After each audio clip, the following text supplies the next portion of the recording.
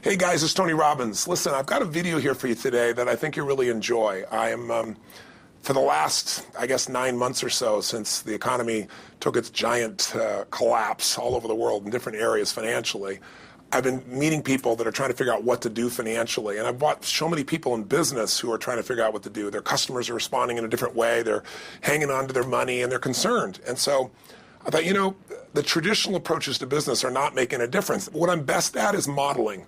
I've always, when I wanted to figure something out, I go to people that are the best in that area and figure out what they're doing and teach myself how to do that and then teach others to do the same once I've proven it's worked with myself. I said, I want to find the best of the best, and I've been really fortunate over the last, as I say, probably 7, 8, 9 months to have spent some time interviewing and getting to know and becoming good friends with many of the top people in the internet marketing. I mean, people that they're not the likely people you normally look at. I look at them as the new money masters. They're guys that, they didn't have the traditional education and ladies that didn't, but they found a way to add value. So whether you're looking for an opportunity to figure out how to have a second income stream, or you have some form of business you're considering being in or you're in and you want to learn some tools, I thought I'm going to create some great products for this, but I thought I'd just send you out first a neat little interview that I did with them. These guys called me up and said, can we come by? I'd love to chat with you. And I said, well, we're going to chat. Let's put it on film. So we just knocked around, and what they wanted to ask me was, look, we've spent enough time with you. We know you know how to get people to take action. I said, well, come on over and let me kind of get inside your heads a little bit. Let me see why you follow through. Why do so many people say they're going to do something and then never follow through? And a few people do something inside their head and heart that gets them to follow through.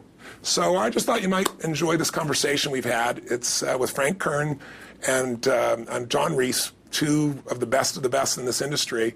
And I think you'll find it interesting. Maybe you'll be triggered a little bit to think about what will get you to follow through too. So this is my little gift to you. I hope you enjoy. We got the dialing. Frank. Tony, what's up? Good thing, man. How about you?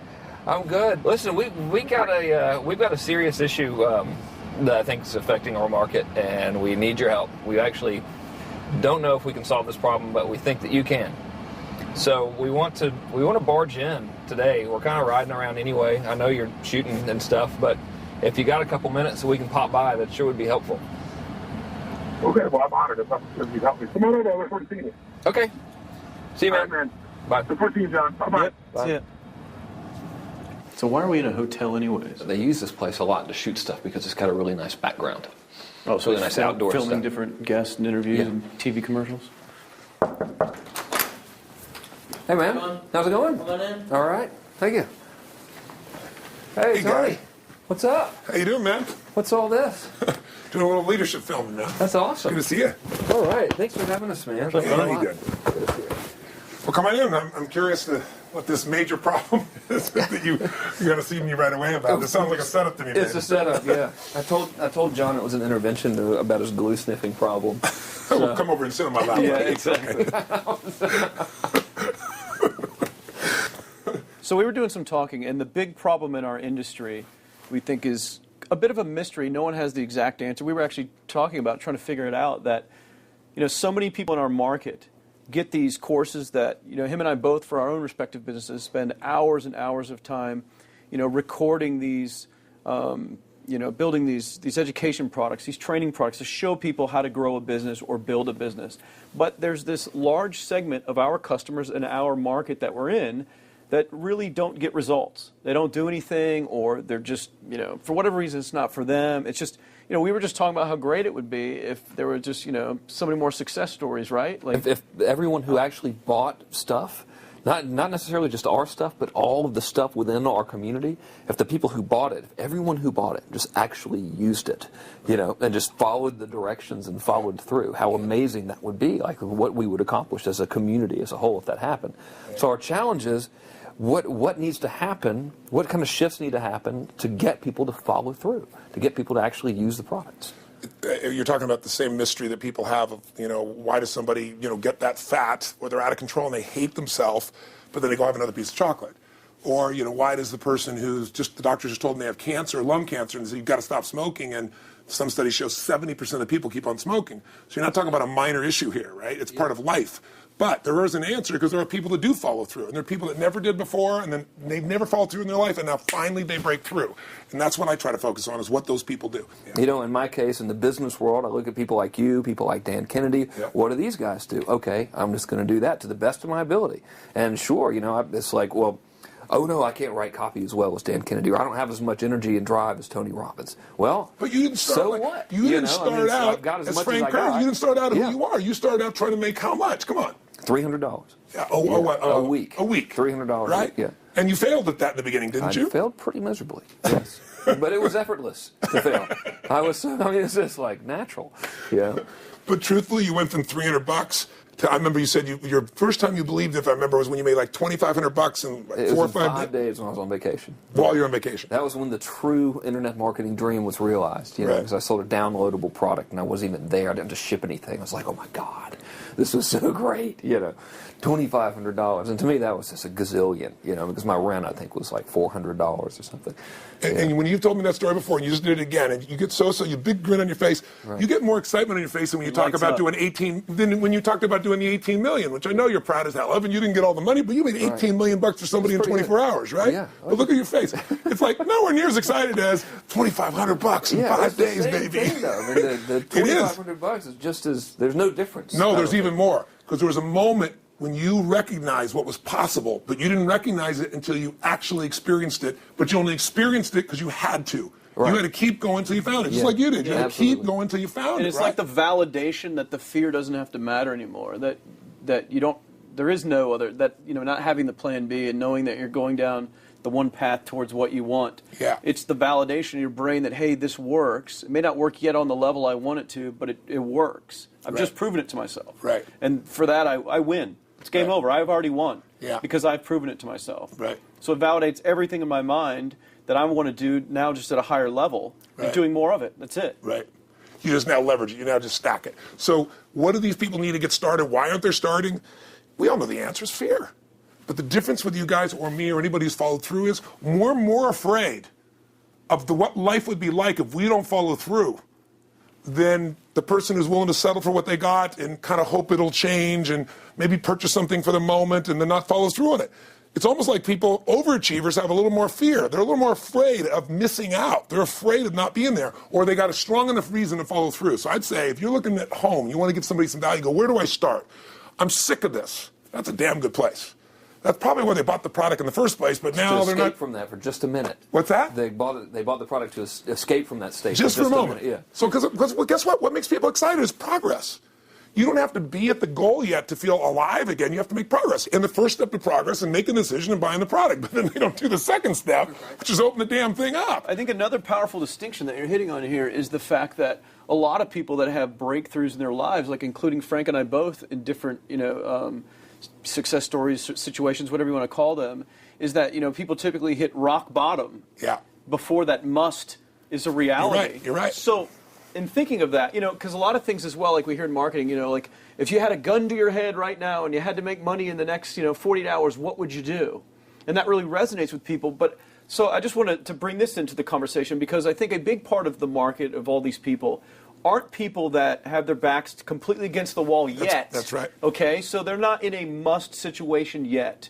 They're in a desire situation where they're okay in their lives. They do have big dreams and ambitions. They do want greater things, but it's not pushing them yet to the point where they will do what it takes To master have the something. must. So what do you think? How do people go from not having their backs against the wall when they have no choice to say, I'm totally sick of this, Right. to conditioning their minds to go from their situation where they are, which may be okay, to getting something greater? Well, think about this. What pisses you off and what excites you is all relative. $300 a week, no, $2,500 excites him more, that memory to this day, than even the $1 million, he did in his first 24-hour version, right? Or you breaking the 4-minute mile, $1 million. That must have been out of your mind. Tell me about that for a second. What did that feel like? You make $1 million in 24 hours. Nobody in history of the internet's done it. Euphoria. Yeah. It was unbelievable. What was your? It wasn't even about the money. That's exactly weird. right. That's exactly It wasn't right. really about the money. No, it wasn't. I wasn't thinking like, oh, that's how many cars I can buy. No. It just wasn't. It was just breaking through like another barrier of progress. So at that point, it wasn't about your back to your wall. At that point, what it was really It was about... a further point from my fear, is what it really was. Further point from your fear, and for some people, and I think in some cases, it's also a recognition of who I am and what I'm capable of. So for somebody whose life is already great, this is about, what if I could take on another skill that could create more freedom for my life? And just saying, I'm not having to go out and try and do it all perfectly right now. What I'm going to do for the next 8 weeks, I'm going to create a little ritual. I'm going to do one thing a day to condition my mind, right, so that I get strong, so I follow through. I'm going to read something. I'm going to listen to something. I'm going to immerse myself. I'm going to go for an intense jog, or I'm going to go lift weights, but I'm going to do it consciously to get in a state where I'm going to follow through. That's number one, because people follow through when they're in state. Second, I'm going to get clear about why this is a must for me. It's not because my back's against the wall, but because I want to master an area of life that could create some freedom. I'm not going to master it overnight, but I got the system, I got the plan. I'm going to do one thing a day. I'm going to work on one subject a week. This week's going to be about figuring out what the right product or industry is. Next week's going to be basics of building traffic. And each week I'm going to make a little progress, and I'm going to get to a goal, whatever that is. I'm going to make $1,000, my $300 in a week. I'm going to get to my $2,500. That first $2,500 is the most excited. Unbelievable. The first $300. I remember It's the most life-changing, too. It is the most life-changing. I remember I was supposed to be a truck driver, making $24,000 a year because I'd be making the most anybody in my family had ever made. How'd that work out for you? Yeah, real well. Thank God I'm not driving a truck, right? I think you could pull the truck. I figured out I could pull it with my finger, man. I could do it with my teeth. I could pull it with my teeth, right? 36 grand a year was the goal. If I could make 3 grand in a month. And when I did that, was out of my mind. And then it was like, could I make 10 grand a month? Then it was 10 grand in a day, then 100 grand a day. Then could I make $1 million in a day? I had a day where I made $400 million in a day. The stock value of the company I took public, my personal stock. But it was probably after I did it, though, so it doesn't really count. I'm just joking with you. You're right. People don't remember who's first, Tony. 400 million, $1 million, yeah, it's all who cares? the same. Who cares? No, I'm not saying that's it's brag. amazing, though. I'm not saying to brag. Of It's course. because they told me when I was on stage, I had this audience of about 15,000 people at the Continental Center. It was during a stretch break.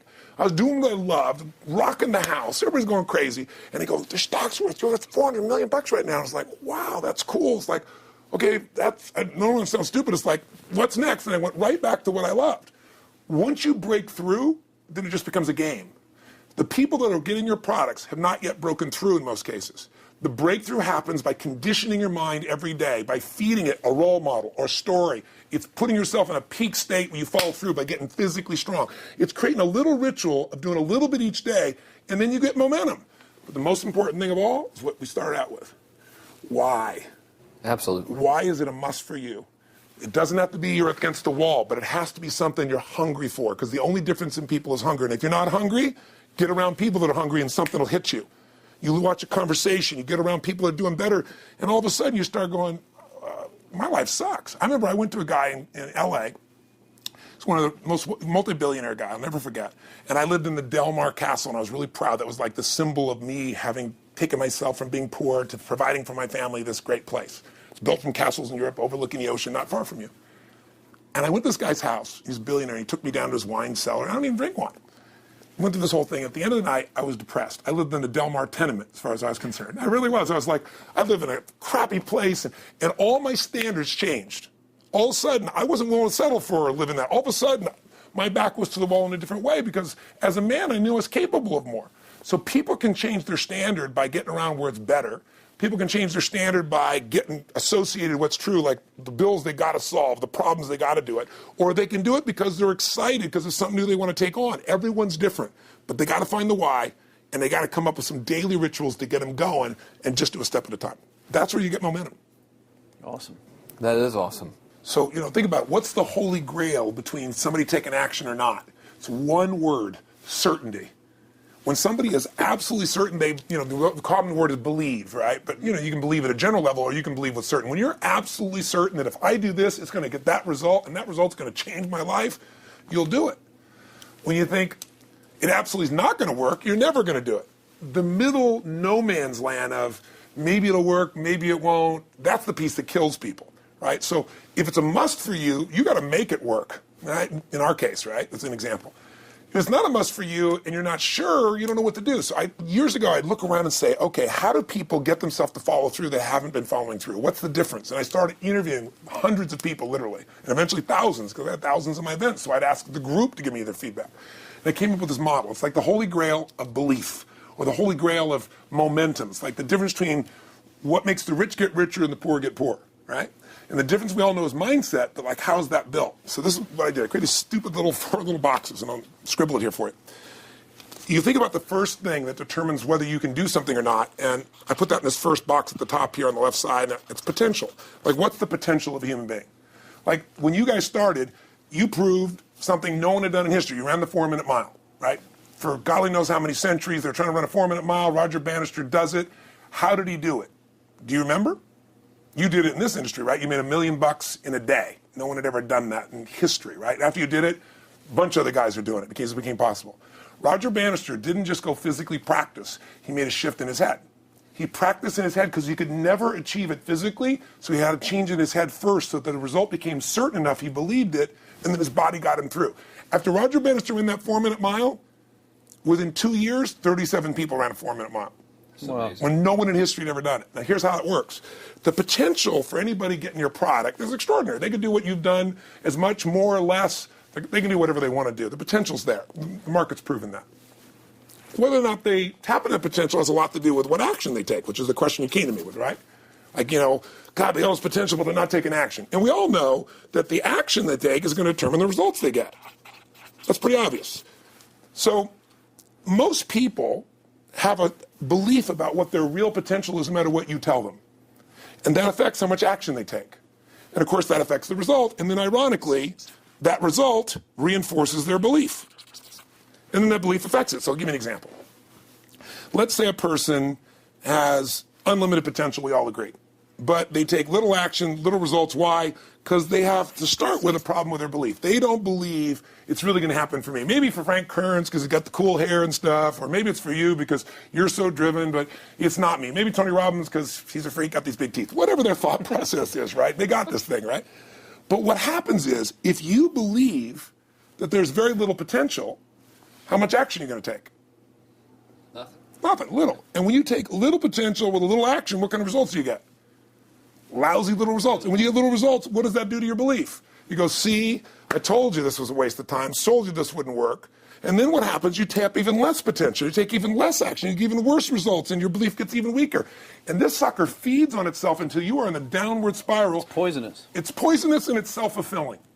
Now, what if something could happen that could come along and fill you with a sense of absolute certainty? Not like I believe, but where you know.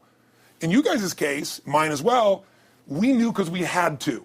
Because we burned the boats. There was no other option. We had to find a way. We weren't going to live that way. We all did it in different ways and for different reasons, but in essence, that was it. If you get yourself in a state of certainty that this is going to work, I'm going to find the way, and if this doesn't work, I will make the way, then you tap a lot more potential. And when you're certain in your potential, you take massive action. And when you take massive action, you really believe in something, you get great results. When you get great results, your brain goes, see, I told you I was a stud. I told you this thing would work out. Now you're even stronger. You tap more potential, take greater action, greater results. That's how you went from $300 in a week to $2,500 in 5 days to $100,000 in a month to $1 million in a day. Same thing with you. And we get momentum. That's why the rich get richer and the poor get poorer. Now some people go out and they go, well, I'm going to take a bunch of action. All right, I'm going to open this product. I'm going to try it. And they'll say to you, I even did it. But it's like a salesman who goes and knocks on the door, and he knocks on 100 doors and says, You don't want one of these, do you? yeah, exactly right. And even if he doesn't say it verbally, his face says it because he doesn't believe it's going to work. So his voice, his body, the execution is so weak. Maybe if he talks to 100 people, somebody's going to buy out of pity. They don't want his kids to starve, right? But he's not going to get the result. So the core difference in people is how do you produce certainty when the world isn't giving it to you? You go out and you try. In your case, you're 100,000 in debt and nothing's working. How do you keep yourself going? The way you did it, the way I did it, the way you're doing it, we may not have done it consciously, is we didn't change our potential. That was there. And it wasn't even taking more action. Taking more action with a belief it's not going to work, it's not going to change anything. We got results in our head that made us feel certain as if it had already happened. True or false for you? True. Right? So give me an example so people know I'm not just making this crap up. Well, I mean, just like when I had nothing, I already knew I was driving like Ferraris and Porsches and stuff because I always wanted those cars. I already knew I was going to have them. It was inevitable. Right. I inevitably, that was just my inevitable outcome. But how did you do that? Did you have a ritual? Did you think about it regularly? Was it one time you thought about it, or was it something you had an obsession towards? I had an obsession towards it. I mean, I used to work at a video store, which was the last job I ever had in my life. Thank God. And I used to go to work almost every day and I used to bring 2 magazines with me to read on my breaks. Entrepreneur magazine, just to read about business and everything else, and read about what other people are doing, look for role models. And I used to carry an Auto Trader with me.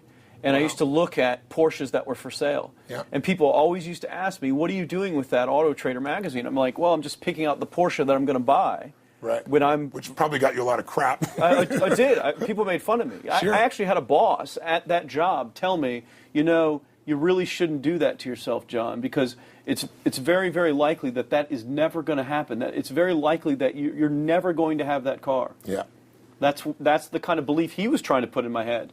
And I was like, no, you don't realize that it's inevitable that I will drive here sometime in the near future with that car when I'm not working for you and drop movies off for you to put back on the shelf. And that actually happened. And it was one of the most fulfilling days of my entire life. And the great thing was when I pulled up in this car, I was in my mid-20s. Yeah. A car that most mid-20s. What kind of car was it? It was a Porsche 911 Turbo. It was a convertible and everything. It was a beautiful car. It was one I always dreamed of having.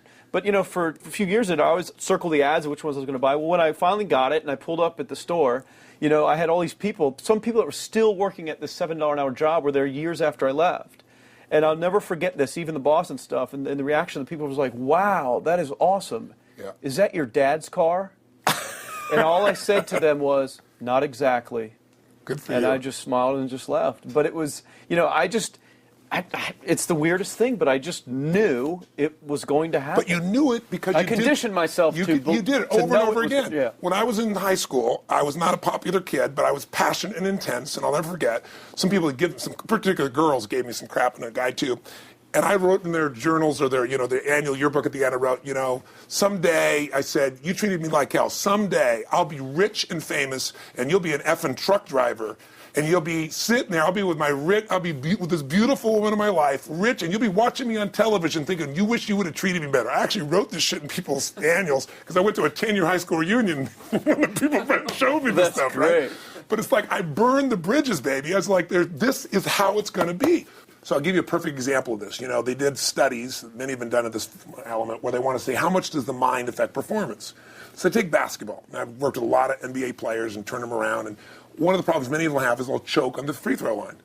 Well, everybody knows in that case, if you normally shoot really well and now you're not, something's interfering. Something's getting in front of your state, some uncertainty, right? Obviously. So they take a group and say, we're going to make them better. How do you make somebody better who has got this mental block? So they take a group of guys and they're going to do free throws, and they do one group where they just practice for 6 weeks. Totally intense practice, and I forget the number of free throws, but they got to do this many free throws every day. Take a second group, and they have them not practice at all. Obvious. And they take a third group and they don't let them touch a basketball. All they do is have them practice in their mind, but the key is it's not practice makes perfect, it's perfect practice makes perfect, as corny as that sounds. So these guys see themselves making the shot every single time, conditioning their mind and body that it's perfect every time. They're not interrupted by a reality that would screw with them. So at the end of 6 weeks, they tally it up, and now they give them a test to see who has the highest free throw percentage, success. What do you guess it's going to be? Well, the obvious person says, obviously, it's not the guys that didn't practice, but which one is it, the mind, or is it the ones that actually practice? I'm assuming the mind. Yeah, you would assume it because it's true. Right. You intuitively know the truth, that practicing's not enough. It's getting yourself so certain so many times that now when you go to do it, there's no hesitancy, and you execute. It's having that absolute certainty that makes you tap your full potential, take massive action, get massive results, be reinforced to having stronger belief. This is what makes somebody a star at anything. It's like Jack Nicklaus, the golfer. Yes. He visualized every shot and where it was going, landing right where he wanted it before he ever hit it. Every single time. And what do most golfers do? Every single time. They just take a practice swing and they kind of hope for the best and point in the right direction and hit it. And some of them, if they've had some bad hits, what are they really focusing on? What I don't want to do. Exactly. And that's the same thing here. So I'll show you a little stupid little physical technique for this. So stand up for a second. You guys going to do this with the camera show them? So try this for a second. So just put your feet together and then put your right index finger straight out in front of you like this. Okay? And all I want you to do is I want you to just turn clockwise comfortably as far as you normally turn. Just notice where you naturally stop. Go ahead and turn clockwise. People at home can do this too. Keep your feet straight. Notice where you stop. Come back around to me. Back around to me. Pretty good. Okay, good. Yeah, you're really good at this, right? Drop your hand. Now let's do something really simple. Close your eyes. And you don't even have to visualize, just feel. I want you to imagine your finger coming back up again. And this time, see and feel it coming up. Don't actually make it happen, but feel like it's happening. Imagine in your mind that you're actually doing it. You're seeing it, you're feeling it. And then make it like a game where you turn twice as far this time. Like you're a little kid, you know, somebody measures you and you go, I'm taller, come on, measure me this week. And that desire to do a little further. And then in your mind, do it again. Your feet are straight together, and in your mind, feel your finger coming up, see it coming up, and imagine going 3 times as far this time. And then one more time, bring your finger up, and you're like an owl. Your feet are straight, and you turn all the way around, and it comes all the way around to the front. See it and feel it and enjoy it each time, like it's a game, like you can't wait to go further. And you know you do, every time. And then when you can feel that, it feels good, then open your eyes, and now put your finger straight in front of you, and turn as far as you can comfortably, and see what happens this time. Go. Break my back. Now notice, I don't know if the camera's got it, but you don't even have to ask the camera. You can ask yourselves. Come back around. Did you go further this time, yes or no? A lot further. A lot further. 50% further. 50% further. How much further for you? About the same. Yeah. The average person will go 25% further. Now here's the question. We're superior. We're superior pointers. There you go. It's all your right finger pointer. Thank God. Yeah. So, did you have the potential to turn as far as you did the second time, the first time? Yes. Why didn't you? I didn't believe it, I guess. We have beliefs about stuff we don't even know we have beliefs. You have an unconscious belief about how far you can turn comfortably. The first time I did it, when I pointed straight back, Yeah. I thought that probably shouldn't even go that far, like it was going to hurt me or that I wasn't capable of going any farther. It's like, and how much further did you go this time? And the camera knows pointed over there. That's about exactly over there. right. Now here's the difference. The potential was there the first time, and you took action, and you got a result. But it was 50% less than what you did later on, and the only difference is they changed your belief. How did I change your belief? We didn't work harder on your potential. We didn't take more action. I got you to see the result in advance. I got you to see it vividly 2 or 3 times. That's all. Of going further, and then your brain went, oh, I know what to do. Boom, it went there. Isn't that what you did by looking at your cars every single day and envisioning it? I mean, isn't that what you did when you created whatever the vision was? It was $300, $2,500, $1 million in a day? Yeah, that's what's missing for these people. They're not getting that execution is everything, but it doesn't happen if you don't get the psychology set of a state of total certainty. And you just change that 50% in 3 minutes worth of visualization. And visualization is only one technique. Because I was like losing my balance with my eyes closed, but I was kind of like lopsided, so I got one good visualization in. The rest of the time I was like, I sure hope I don't fall down on camera with my eyes closed. It's going to look really dumb.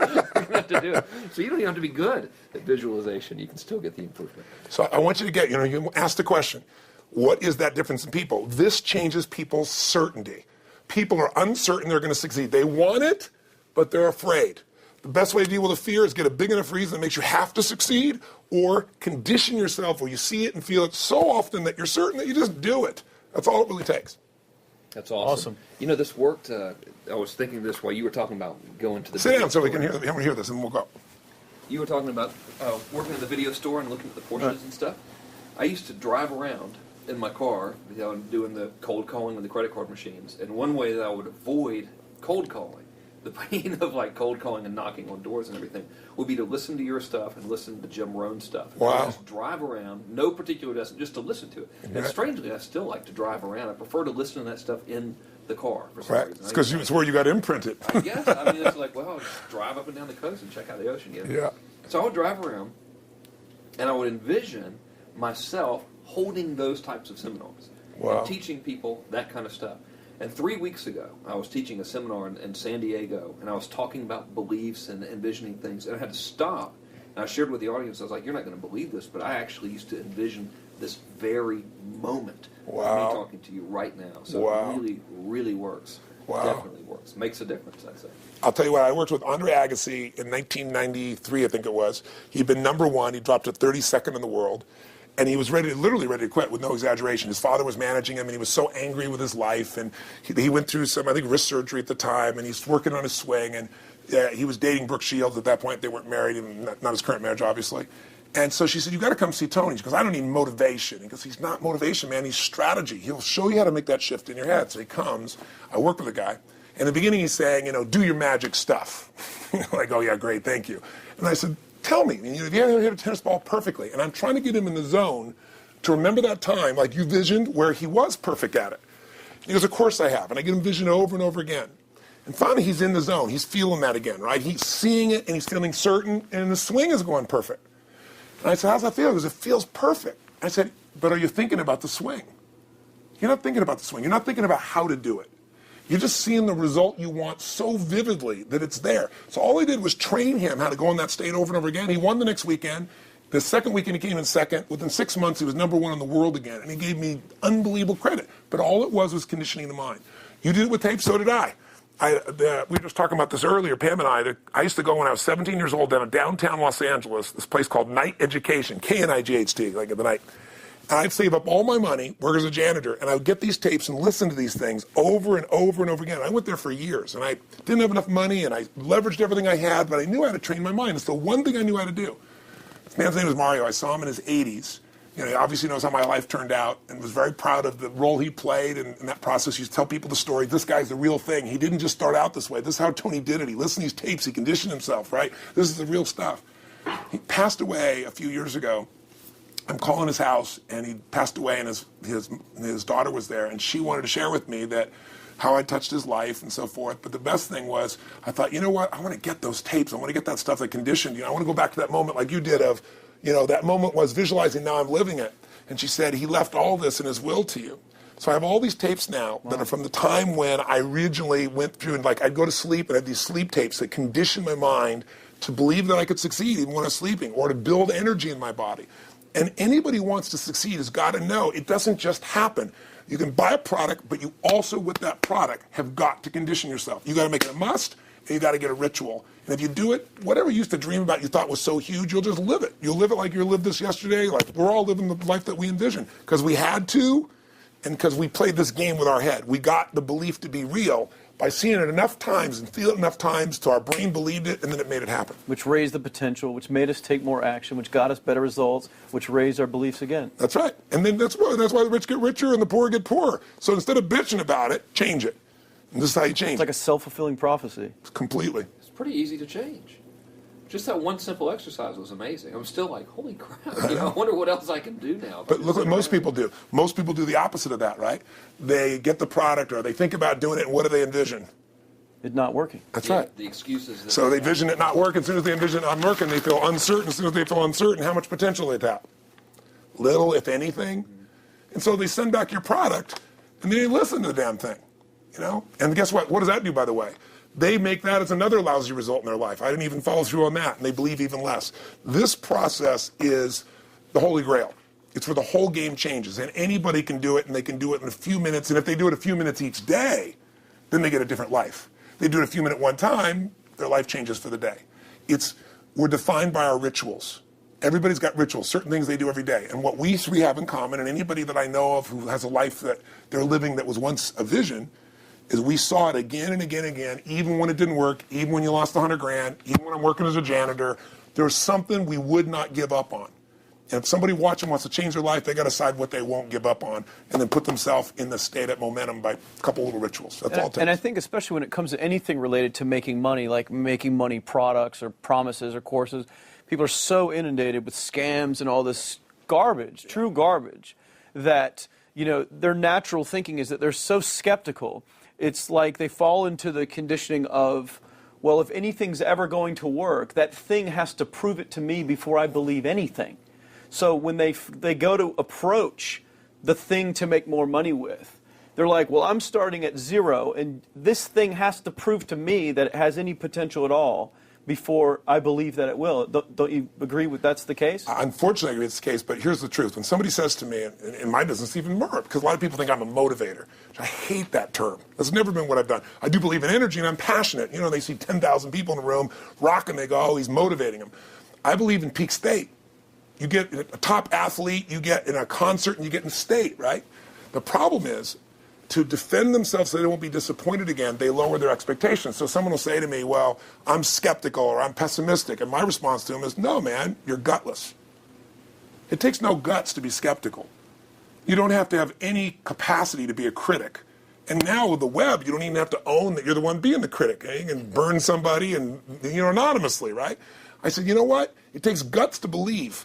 And if you think something's going to do it for you without you putting your guts on the line, you might as well forget it right now. So this idea that I'm skeptical or they got to prove it to me, it's the biggest lie. What that really is your fear talking. You're so scared of failing, you don't even want to get your hopes up. And if you don't get your hopes up, you might say, well, what if they get their hopes up and somebody gets disappointed? How many disappointments have we experienced in our business careers and in our lives? The difference is some people take disappointment and let it destroy them. Other people take disappointment and let it drive them. And you get to choose. Are you going to turn this thing into why it didn't work and a bunch of stories and excuses, or are you going to take this thing that didn't work and figure out what are you going to do to make it work?